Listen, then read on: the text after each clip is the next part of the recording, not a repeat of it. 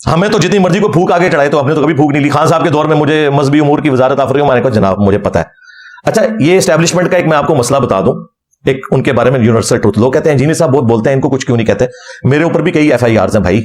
हाँ, मुझे जॉब से रिटायरमेंट लेनी पड़ी, मैं अपना रोना नहीं किसी के आगे रोता, लेकिन एक उनके अंदर एक चीज ऐसी है जिसकी वजह से मैं उनके उस सख्त शिकंजे से बचा हुआ हूं। वो ये है कि जो उनके लिए काम करते हैं ना, जब वो उनको छोड़ जाए ना, वो कहते हैं नहीं भाई आपने हमारी तनख्वाहें खाई हैं। और जो कभी भी उनके हाथों यूज ना हुए हो, उनके बारे में उनका रवैया नरम होता है। ये परवेज लाई को क्यों नहीं छोड़ रहे? इसीलिए नहीं छोड़ रहे कि तू तो हमारा बंदा था। हकीकत टीवी, इमरान रियाज खान साहब, वो अपने इखलास में यूज हुए, लेकिन उस वक्त जाहिर है एजेंसीज के साथ तो इनके ताल्लुकात थे। और मैं आपको आज प्रेडिक्ट कर रहा हूं, अल्लाह ना करे ऐसा हो, मुझे नहीं लगता इमरान रियाज खान साहब अब दोबारा स्क्रीन पे आ सकें। अल्लाह ना करे, मेरे मुंह में खाक, लेकिन जो क्राइम मुझे नजर आ रहे हैं, क्योंकि जो बंदा उनके हाथों यूज हो चुका हो, खा बदनीति की वजह से या नेक नीति की वजह से, वो दोबारा उसको दूसरे धड़े में भाई नहीं जाने देते। ये देख लें मुईद पीरजादा, वो वजाहत जो बड़ा कमांडो बनता होता था, ठीक है ना, सारे के सारे बाहर भागे हैं। और नवाज शरीफ साहब को कहते थे आप वापस क्यों नहीं मुल्क आते, फेस करें ना मुकदमात को। तो आप भी फेस करो ना, किधर है महाद अजहर, किधर है मुराद सईद, फेस करो ना। जो जो फेस कर रहा है असद उमर की तरफ भगोड़ा बनता जा रहा है। असद उमर के खिलाफ भी कोई ट्रेंड चलना चाहिए। इतनी दुनिया का दिमाग खराब करके चुप करके निकल गया अब तू बीच में से, ठीक है। तो अब खान साहब के साथ सिर्फ अली मोहम्मद खान ही रह गए। हाँ, और वो हमेशा रहेगा, क्योंकि वो एस्टेब्लिशमेंट का भी बंदा है और खान साहब के साथ भी लॉयल है। बाकी सारे आप समझे कि गए लीडर्स में से। अवाम तो जाहिर है, अवाम का तो मामला एक डिफरेंट होता है, वो तो अकीदत रहती है। तो ये 9 मई में जब ये सारा इनको फूक चढ़ाई गई, तो इन्होंने पता है पहली दफा क्या कहा था कि मुझे दोबारा पकड़ेंगे फिर ऐसे ही होगा, एंडोर्स किया।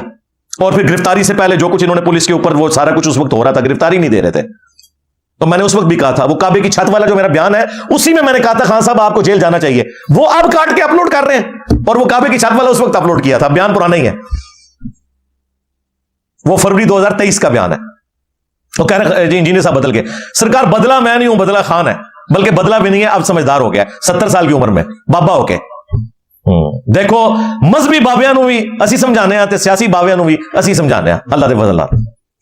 तो अब क्या हुआ ये जनाब 9 मई वाला, जब प्रेशर आया बंदे पकड़े गए, तो खान साहब कह रहे मैंने तो ये 9 मई तो इन्होंने खुद करवाया है, इसमें जुडिशियल कमीशन बनाए।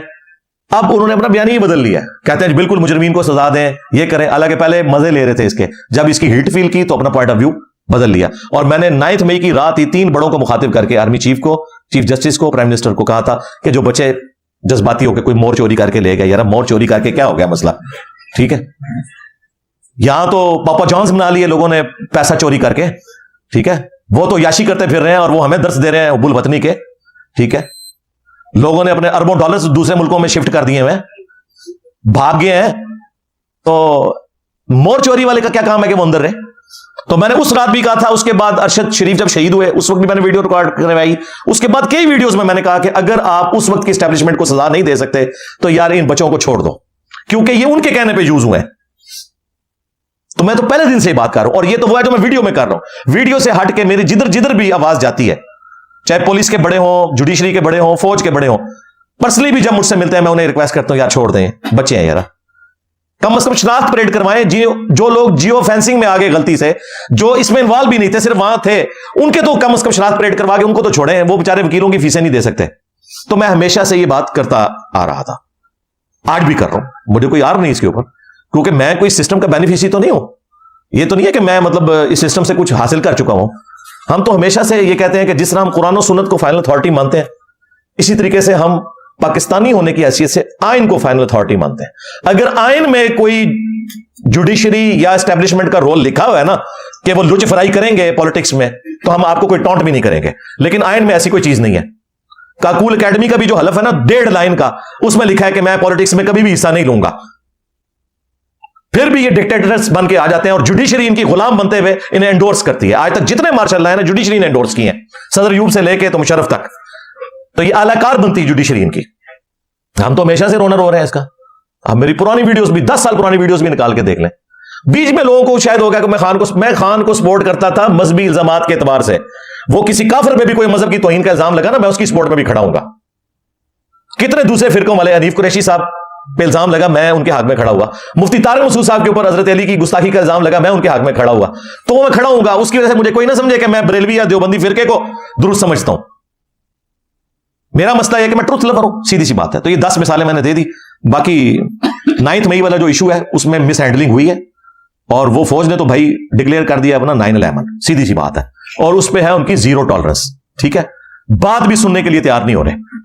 इवन इस हद तक गुस्सा है कि जो बेचारे बेगुनाह पकड़े हुए ना, उनके भी केस नहीं फिलहाल लग रहे। तो उस मामले में तो आप समझ लें कि जो ये मामला हुआ है, और ये 99 पे ही सांप काट गया है। वो सेकुलर जमातें जो कल तक कहती थी ना फौज का कोई रोल ना हो, वो 9 मई के बाद वो कहते हैं जी हम किस मुंह से बात करें। वो कहते हैं देखें थोड़ा सा हमने अपना शिकंजा ढीला किया है, पहले 6 महीने खान साहब तकरीरों में जो कुछ हमारे साथ करते रहे, 9 मई हो गई। अब ये लादा बात है कि 9 मई हुई क्यों, इसमें कौन लोग इन्वॉल्व हैं, इसके ऊपर तहकीकात होनी चाहिए। लेकिन यूज पीटीआई हो गई, ये तो एक रियलिटी है। वो खान साहब को भी अब समझ है, लेकिन अब वो केसेस वाला मामला चल रहा है। अल्लाह करे कोई मसला हो ऐसा इन लोगों को समझ आए और इस मामले में टॉलरेट करें। बाकी खान साहब के वाले से तो मुझे मुस्तकबिल में फिलहाल करीब में वो निकलते हुए नजर नहीं आ रहे। अगर कोई उनको रिलीफ मिला तो आंदा आने वाली पॉलिटिकल गवर्नमेंट देगी। स्टैब्लिशमेंट तो उनके बारे में उनका पत्ता साफ कर चुकी हुई है, सीधी सी बात है। और खुसूसन ये जो साइफर केस है ना, ये मुझे पता है ये कितना खतरनाक केस है। यानी इसी तरीके से है कि मैं एटॉमिक एनर्जी के एक इदारे का मुलाजिम रहूं और मुझसे कोई ड्राइंग घूम जाए, तो ये तो पहले दिन हमसे हलफ लिया जाता है कि इस पर डेथ पेनल्टी भी हो सकती है, उम्र कैद भी हो सकती है। अब खान साहब के पता नहीं कौन से मुशीर थे जो उनको ये मशवरे देते रहे, और अब उन्होंने खुद माना जी मुझसे घूम गया। यानी अगर मुझसे ड्राइंग घूम जाए तो क्या होगा। अब आप उसकी बेशक वो अखलाकी जितनी मर्जी बातें करें, जो लिखे आके क्या होया, ये नहीं होता भाई। ड्राइंग पावे एक छोटी सी चीज की जो आम मार्केट में मिलती हो, उसकी भी अगर ड्राइंग चोरी हो गई ना, फिर आप ये नहीं कहेंगे ये तो कोई ऐसी चीज नहीं थी, कोई ये छुपा हुआ राज तो नहीं था। ड्राइंग चोरी हुई तो एटॉमिक एनर्जी का मुलाजिम गया, सीधी सी बात है। हम एक दूसरे को भी कॉपीज इशू करते थे, बकायदा एक दूसरे से हैंडिंग टेकिंग लेते थे। मैंने जब रिटायरमेंट लिया है तो मैं एक एक चीज सैकड़ों में थी वो वापस करके आया हूं, तब मुझे वो डॉक्यूमेंट मिला है। ये खान के मुशीर पता नहीं कौन से जो इसको फूक चढ़ाते रहे कि भाई तू कोई बहुत बड़ा कोई इनकलाबी लीडर बन गया, तुझे पूछने वाला ही कोई नहीं है, देख ले वो लटक गया। और मैं पहले दिन से कह रहा था तोशा खाना ये सारे केसेस अपनी जगह, असल केस जो है ना जिसके ऊपर खान साहब को ये सजा मिल सकती है वो साइफर का केस है। वो मंतकी अंजाम तक वो पहुंचाएंगे, और उसके ऊपर कानूनन ना फायज ईसा साहब को रिलीफ दे सकेंगे, ना कोई और बड़े से बड़ा कोई मास्टर जज आ जाए, जितना मर्जी कोई आइन और कानून को जानने वाला हो। मुझे पता है ये केस बहुत खतरनाक है।